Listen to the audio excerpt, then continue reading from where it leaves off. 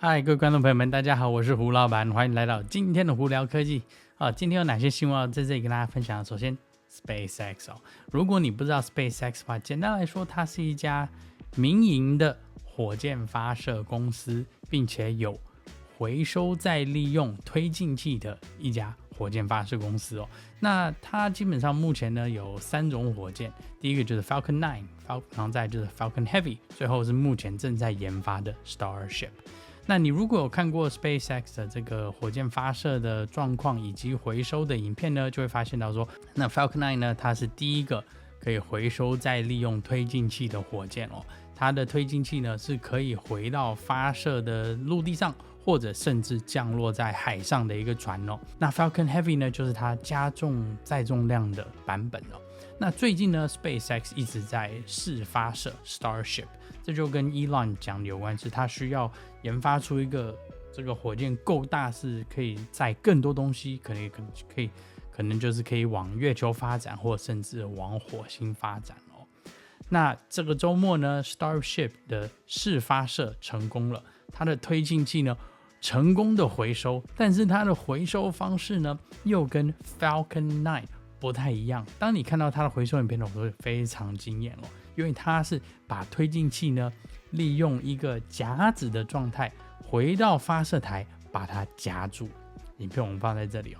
当你看到影片的时候，你真的是非常惊人的影片哦。那很多朋友可能就会问说，他为什么不做同样的设计呢？用支架的方式呢，像 Falcon 9一样降落到船上或陆地上呢？主要原因呢，是因为你如果要在火箭的推进器上头安装支架的话，它其实是多余的载重量。那相对来说，因为你要带支架的关系，你变得说火箭的载重量就会减少。那其实是一个并不是很好的一个设计哦。那他们的想法是说，那今天呢，我如果推进器回来了，我不需要去担心说它在降落的时候，这个支架有没有办法完成这个落地的话，那我是不是直接用一个手或一个东西夹子直接把它夹住就好了？不管它今天有没有完完全全的平整，我这个夹子只要力道够把它夹住，它就不会有事哦。他们就是这样子的设计哦。一方面呢，这个设计呢减少了很多不必要的支架的部分，另一方面也简单化了这整个火箭的设计。那其实这个东西真的是非常难哦。你要想说一个火箭它上去，以前的方法是直接把推进器往海里可能用降落伞啊或怎么样直接往海里丢哦。那现在是它需要成功的飞回到一个定点，然后再等一个手去夹它，这是一个非常困难的工程哦。有兴趣朋友们呢，可以直接到 SpaceX 网站上头去看了，它有它实际测试的影片，看了我真的是觉得会非常惊艳哦。好了，再来我们聊聊电动车新闻。美国的第3季的电动车销售量的数据出来了，第1名、第2名呢、第3名呢，大家想应该都可以猜到，应该都是特斯拉车子。只不过呢，是特斯拉什么车子呢？这个就不是那么容易猜了。第1名呢，毋庸置疑啦 ，Model Y 应该很好猜，他们卖了87000台。第2名呢 ，Model 3应该也不会太难猜啦，他卖了58000台。那第3名呢，可能就比较难猜哦。很多人可能就会去猜说，可能是 Model S 啊，或者是 Model X， 其实不是哦，居然是 Cybertruck。Cybertruck 总共卖了17000台车，其实真的是蛮惊人的一个数据哦。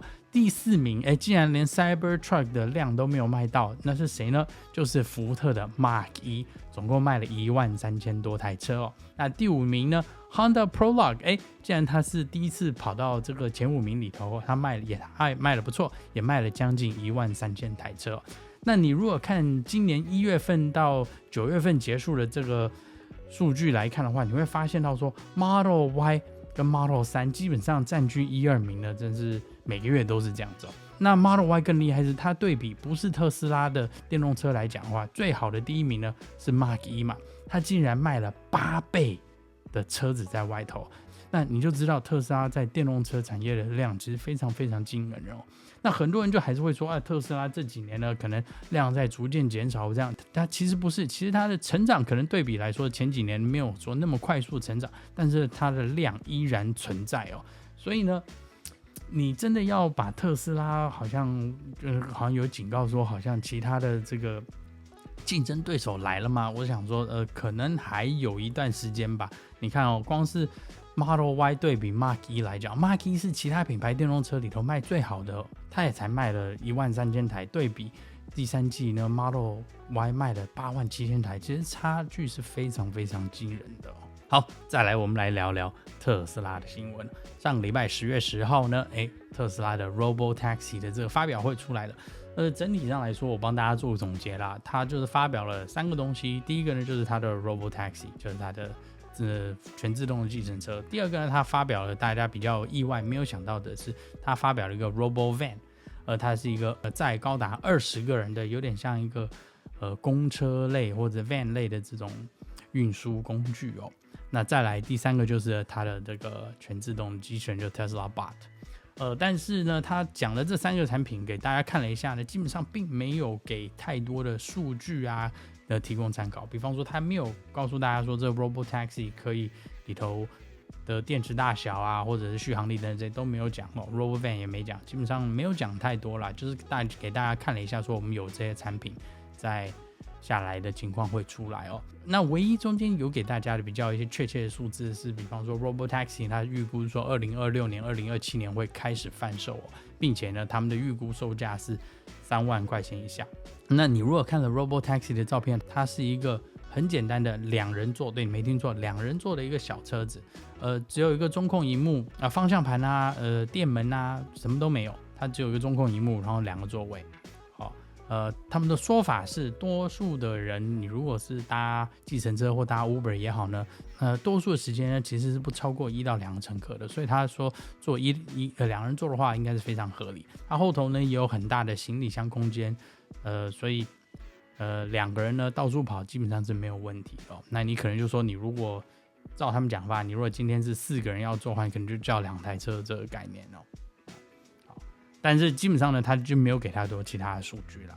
那这次的发表会以后呢，就非常两极化。有些人说呢，特斯拉没讲什么东西，什么都没有呢，落后竞争对手很多。那有些人就是非常非常看好特斯拉，就说哇，这个东西呢一定会大卖，大怎么样，有的没的。讲法是非常两极端啦。但是你如果实际去看一下 Waymo 的车子，就是目前 Google 旗下的这个全自动的计程车的这个公司哦，它的车子呢跟特斯拉的Robotaxi 设计是截然不同的。就是你会怀疑到说，如果一个竞争对手的车子要做成这样，为什么特斯拉有办法做同样的东西，但是不需要那么复杂的设计？所以这一点呢是让大家比较质疑的啦。但相对来说，你如果从它的辅助全自动驾驶软体，就是 FSD Supervise 来看的话，它从视觉系统上下手，其实好像是可行的一个东西。那这个东西呢 ，again 就是非常两极化。有些人是非常相信特斯拉，有些人觉得特斯拉是做不到。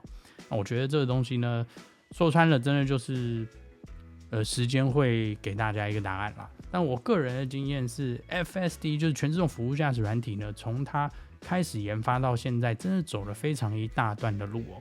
那至今现在这个软体呢，以使用上来讲，其实是非常方便的。那很多人呢，甚至觉得说是它基本上依赖它开车都没有什么问题，减少他们很多时间，他们真的就是非常相信它。那有些人就是怕得半死哦，所以这个东西是非常两极化了。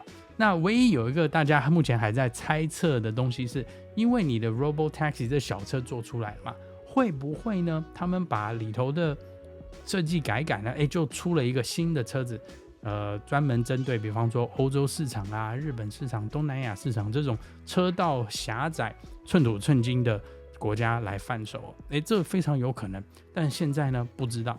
那如果真的是特斯拉要把 Robotaxi 改成一台车，我们叫它 Model 2 好了，来卖的话，2人座可能不是一个非常好的设计选择啊，所以它非常有可能会把里头再改，比方说改成4人座啊，或者是5人座，但是就是小小一点的一台车，非常有可能。但是你永远不知道特斯拉葫芦里卖什么药了。我是非常期待这个 Robotaxi 跟 RoboVan 的到来。那会不会有 Model 2的出现呢？我也希望看到，因为说真的，他们真的是缺一台非常小的车，在欧洲、日本以及东南亚市场贩售。那再来 Model Y， 有新款了吗？其实不是，现在目前是特斯拉把 Model Y 7人座呢，终于开始在中国上海的超级工厂开始生产了。之前呢是只有在美国生产，现在是延伸到中国的上海工厂开始生产。未来会不会到柏林工厂呢？我们不是很确定。那现阶段我们知道是7人座呢，在一些欧洲国家，包括 UK 是可以订购了。台湾呢，目前还没有看到，因为主要是中国生产车子没有办法卖到台湾嘛。那所以台湾可能就是要等到柏林工厂生产 Model Y 有7人座的时候，可能才会有7人座的选配在台湾可以购买哦。是有一点可惜啦。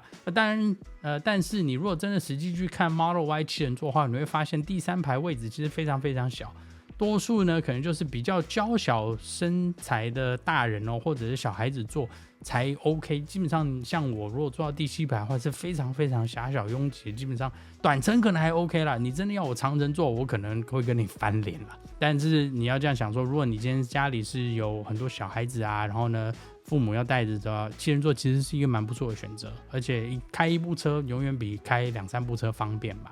好了，那今天就跟大家分享到这里。大家如果有什么问题的话，看 YouTube 的朋友们可以在影片下面留言告诉我，听 Podcast 的朋友们可以经过 Spotify、IG 或 Facebook 发简讯给我，我都会看到哦。那今天就到这里，我是胡老板，我们下次见喽，拜拜。